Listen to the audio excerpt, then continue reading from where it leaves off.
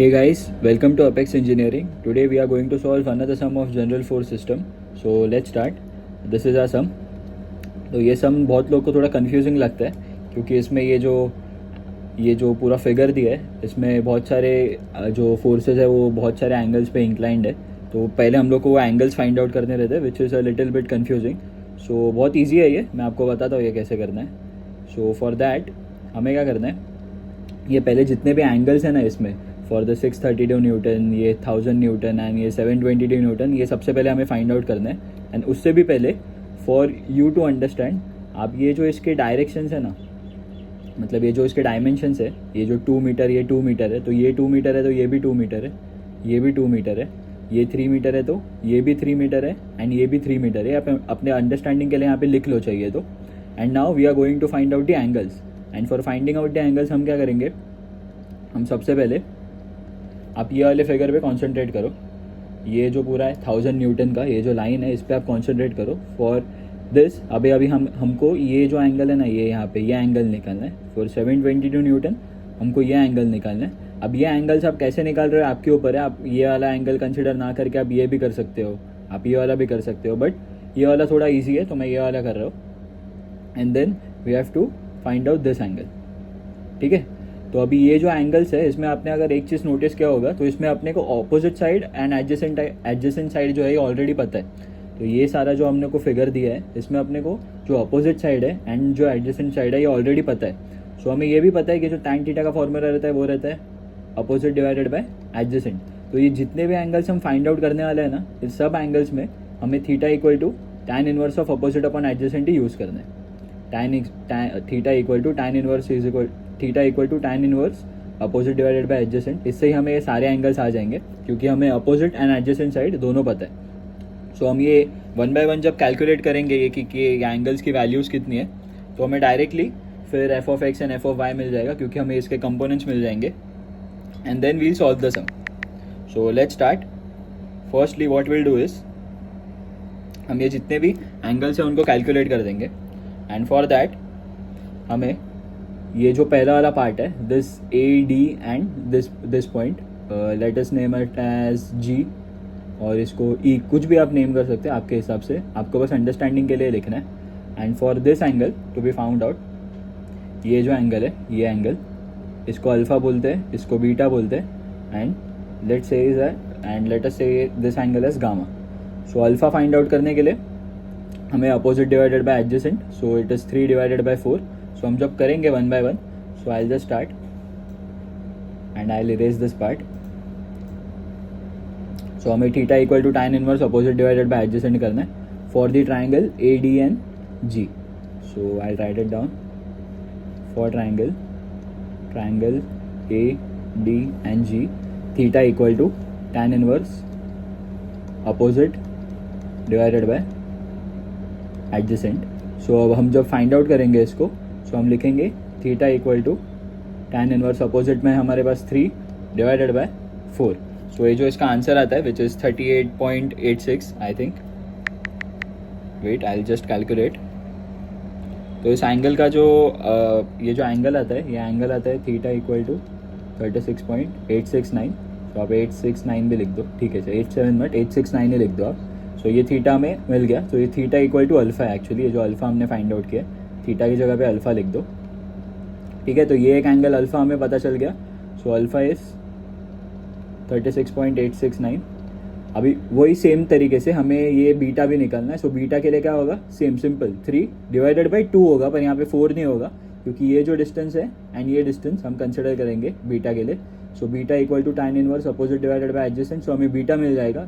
And similarly हम जब gamma find out करेंगे, so gamma equal to opposite divided by adjacent. So ये कितना है, ये 6 divided by 2. So tan inverse gamma equal to tan inverse 6 divided by 2. So gamma equal to tan inverse of 3, उससे हमें gamma मिल जाएगा. तो I just write it down what are the values of alpha, beta and gamma. मैंने alpha आपको show किया कैसे निकालते हैं, वैसे ही सिमिलरली आपको बीटा एंड गामा भी निकालना है. So I just write it down. I erase this part. आपको सिमिलर वे में सब सारे अल्फा बीटा एंड गामा निकालने. So alpha is 36.869 degree and I will calculate beta. Beta is 56.30. Wait, beta 56.30, and for gamma we have to do tan inverse of 3. Tan inverse of 3 is 71.56. सो ये 71.56. तो ये हमें पूरा मिल गया, what is alpha, what is beta and what is gamma. So alpha, beta and gamma हमें मिल गए. तो हम सिंपली क्या करेंगे, ये जो अल्फ़ा में हमें मिला है, ये जो बीटा हमें मिला है, एंड अगेन ये जो गामा हमें मिला है, तो हम इसके कंपोनेंट्स निकालेंगे. तो ये 632 है, इसका एक कंपोनेंट यहाँ पे आएगा, एक कंपोनेंट. आप ये पूरी लाइन मत खींचो, आप बस यहाँ पे ऐसा लिख दो, क्योंकि पूरी लाइन खींचोगे तो ऐसा बहुत कंजस्टेड हो जाएगा, तो आपको समझने में दिक्कत होगा. ये क्या होगा, सिंपली 632 साइन गामा, जो आपको एंगल मिला है, यानी होगा 632 कॉस गामा. सिमिलरली ये जो 1000 न्यूटन है, इसका ये साइड पे होगा 1000 sine alpha, and this side 1000 cos alpha. I'll erase this.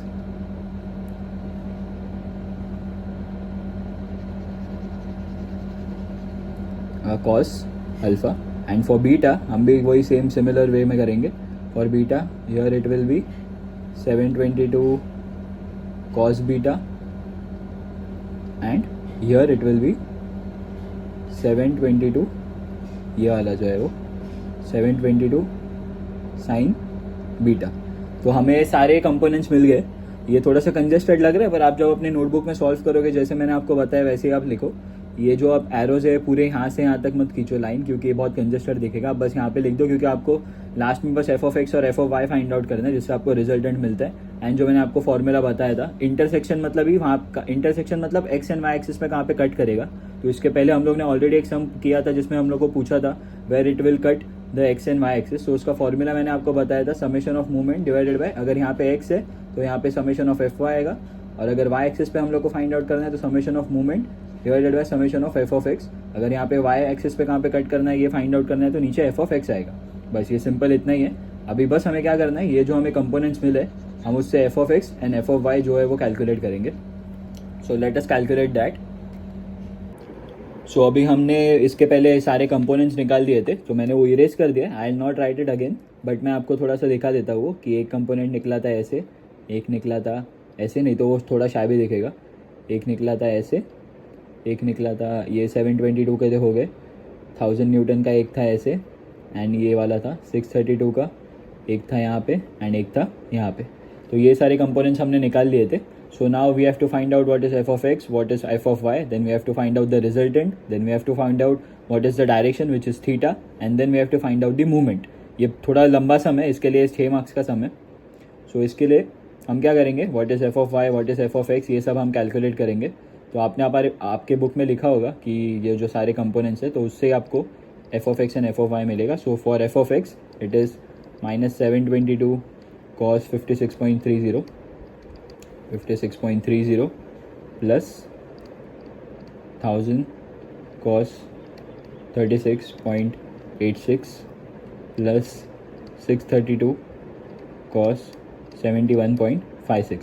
और इससे हमें जो फाइनल आंसर आता है, ये जो final answer F of X का हमें आता है इस -599.414 -599.414. तो मैं यहाँ पे लिख देता हूँ एफ ऑफ एक्स इज -599, ये 5 599.414, ये एफ ऑफ एक्स का वैल्यू है. So now we'll calculate what is F of Y and then we'll find out the resultant. So जब हम एफ ऑफ वाई कैलकुलेट करेंगे, मेरा एम है कि आपको ये जितने भी सारे सम्स है हर एक टाइप के वो आपको बता दूँ, तो फिर आपके जितने भी बाकी के सम्स है वो आपका आ जाएंगे आराम से. 632 साइन 71.56. अब ये माइनस प्लस क्यों आ रहा है आप तक ये समझ गए होगे, positive direction negative direction. Sine 36.86, then it is -722 sine 56.30. So इसका जो आंसर हमें आता है इज़ -600.982. तो यहाँ पे लिख देता हूँ मैं, summation of F of Y, summation of F of Y is -600.982, and this is 599. This is 599.414. तो एफ ऑफ वाई और एफ ऑफ एक्स हमें दोनों आ गए. So now we'll calculate the resultant. मैं रिजल्टेंट आपको बताता हूँ फट से कैसा होता है. Resultant is very simple. इसका एक नॉर्मल फार्मूला जो हम पहले से सीखते आ रहे हैं, F of X the whole square plus summation F of Y the whole square. जब आप एफ ऑफ एक्स की वैल्यू ये वाली, एफ ऑफ वाई की वैल्यू ये वाली, जब आप इसमें सब्सटीट्यूट करोगे तो आपको आर का वैल्यू आएगा 848.80. पर आपको एक कन्फ्यूजन होगा कि यहाँ पे 95 क्यों दिखा रहा है. पर वहाँ पे वो जो थोड़ा सा फ्लक्चुएशन है वो होता है क्योंकि बहुत लोगों ने कैलकुलेटर 2 डेसिमल 3 डेसिमल या 4 डेसिमल प्लेसेस पे सिलेक्ट किया रहता है. आपको ये पहले के 3 आ गया, मतलब आपका ये आंसर आ गया. 0.9 0.8 ये थोड़ा मिसमैच चलता है क्योंकि आप जब थीटा निकालोगे, आपकी जो मेन डायरेक्शन आप निकालोगे वो बराबर 45.07 या 45.08 डिग्री आएगी. So when you will find out the direction, I just tell you. So tan inverse of आप जब summation of F of Y divided by summation of F of X करोगे, F of Y और F of X का value आप substitute करोगे तो आपको बराबर 45.08 डिग्री ये आ जाएगा. So that was the sum मतलब ये इतना था. इसके बाद हमें movement calculate. So now let's calculate the movement. And movement find out करने के लिए हमने एक जो कंपोनेंट्स है यहाँ पे थोड़े मार्क कर दिए मैंने आपको समझने के लिए.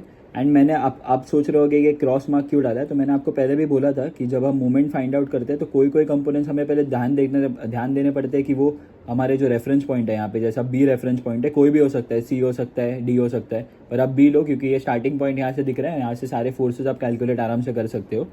यहाँ पे जब मैंने क्रॉस मार्क डाला है इसका मतलब क्या है कि ये जो बी पॉइंट है ना, यहाँ से कोई फोर्सेस पास कर रहे हैं जो कि है ना बराबर, मतलब अगर ये बी पॉइंट है सपोज और इससे अगर कोई फोर्स पास कर रहा है तो जैसे हमने पहले मूवमेंट कैलकुलेट करते हुए देखा है कि हम उसको कंसिडर ही नहीं करते. क्यों कंसिडर नहीं करते? क्योंकि ये बी पॉइंट से उसका कोई डिस्टेंस नहीं रहता है. तो अगर ये जो क्रॉस मार्क किया है ना, ये वाला जो क्रॉस मार्क किया है मैंने, अगर ये आप एरो को थोड़ा और पीछे लाओगे यहाँ पे अगर आप पीछे लाओगे तो आपको समझेगा इसका कोई डिस्टेंस ही नहीं है इसके साथ. ये वाला भी इससे थ्रू ही पास कर रहा है. जैसे मैंने आपको पहले बताया था, ये पैरेलल में जब हम करते थे यहाँ पे ए पॉइंट कोई मार्क करते थे स्टार्टिंग पॉइंट, तो हम इसको कंसिडर नहीं करते थे. सिमिलरली यही है. और यहाँ से भी अगर कोई ऐसा फोर्स आता है तो इसको भी हम कंसिडर नहीं करेंगे क्योंकि ये पॉइंट से इसका कोई डिस्टेंस है ही नहीं. तो सिंपल ये दोनों फोर्सेज जो हम है उसको कंसिडर नहीं करेंगे मूवमेंट में. Rest all we'll calculate. तो मूवमेंट कैलकुलेट करना मैंने आपको पहले ही बता दिया है कि कैसे कैलकुलेट करते हैं. सो आई जस्ट राइट डाउन जो मूवमेंट अपने को मिलता है, द मूवमेंट का equation. So I'll write down the moment का equation.